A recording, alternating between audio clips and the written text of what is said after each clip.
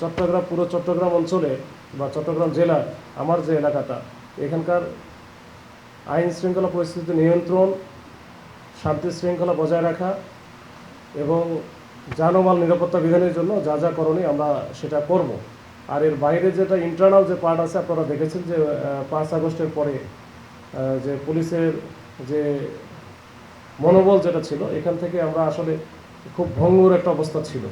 এই ভঙ্গুর অবস্থা থেকে আমাদের একেবারে সর্বোচ্চ পর্যায় থেকে শুরু করে, মানে আমাদের একেবারে পুলিশ সেক্টর থেকে শুরু করে আমাদের যে যে ইউনিটগুলো কাজ করতেছে সব স্যারেরা চেষ্টা করেছে যে একটা স্টেবল একটা অবস্থায় যেন যাই আমরা। তো এখন মোটামুটি আমরা ভালো অবস্থায় আছি। আগের যে হারানো মনোবল আমরা অনেকটা ফিরে পেয়েছি।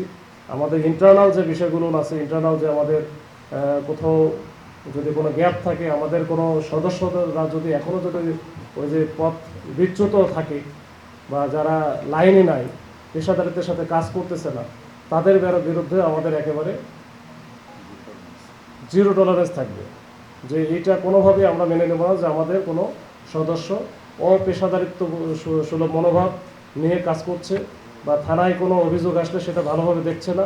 চট্টগ্রাম অনেক বিশাল বড় একটা জেলা, এখানে সব কিছু যে নিয়ন্ত্রণে আছে এরকম না, বিচ্ছিন্ন ঘটনা এটা ঘটে থাকে, সারা বাংলাদেশে ঘটে থাকে। তো এর মধ্যে জঙ্গল সলিমপুর একটা আলোচিত একটা নাম।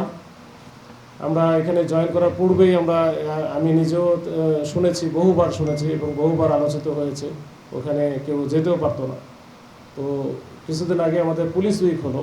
এই পুলিশ উইকে মাননীয় স্বরাষ্ট্রমন্ত্রী এখানে একটা আমাদের ঘোষণা দিয়েছে বা ওখানে একটা 2-3 বার আলোচনা করেছেন এই জঙ্গল সলিমপুর নিয়ে স্পেশালি। তো ওখানে ওনাদের যে সরকারের যে প্ল্যান, তো ওইখানে কিন্তু 2টা পুলিশ একাডেমি হবে, যে ওখানে পুলিশ একাডেমি করবে, যেটা training centre, police training centre.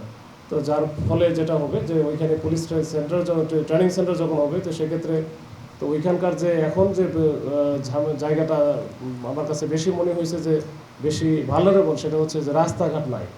এই ভেতরের রাস্তাঘাট থেকে শুরু করে অন্যান্য অবকাঠামোগত উন্নয়ন যেটা, সেটা কিন্তু হবে। এবং পুলিশের ওইখানে যেহেতু পুলিশ থাকবে, অন্যান্য বাহিনীরও ওইখানে তখন তৎপরতা থাকবে, তখন কিন্তু সেক্ষেত্রে আইন শৃঙ্খলা পরিস্থিতি স্বাভাবিক হতে বেশি সময় লাগবে না ইনশাল্লাহ। এখনও যেটা দেখছেন যে আমাদের 2টা অস্থায়ী ক্যাম্প ওইখানে আছে 2টা স্কুলে। তো এই 2টা স্কুলে আমরা একটু ওইখানে স্থায়ীভাবে তাদের বসবাসের জন্য একটা জায়গা আমরা নির্ধারণ করে দিয়েছি এবং ওইটাও মোটামুটি শেষ হওয়ার পথে। তো ওইটা শেষ হলে ওইখানে আমরা কিন্তু ওই যে স্থায়ীভাবে ওইখানে পুলিশ কিন্তু আপাতত ওই যে ওই পুলিশ ট্রেনিং সেন্টার বা একাডেমি হওয়ার আগে ওইখানে থাকবে। তো পুলিশ যখন থাকবে তখন কিন্তু এটা আস্তে আস্তে স্বাভাবিক হবে।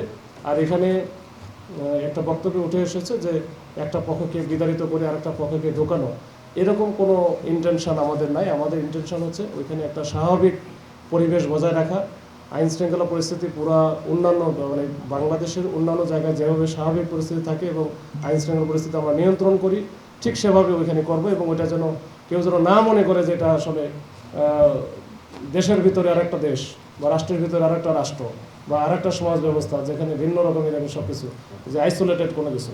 তো এরকম কিছু যেন না থাকে, আমরা একটা স্বাভাবিক একটা পরিবেশে ওইখানে শান্তি শৃঙ্খলা বজায় রাখতে চাই।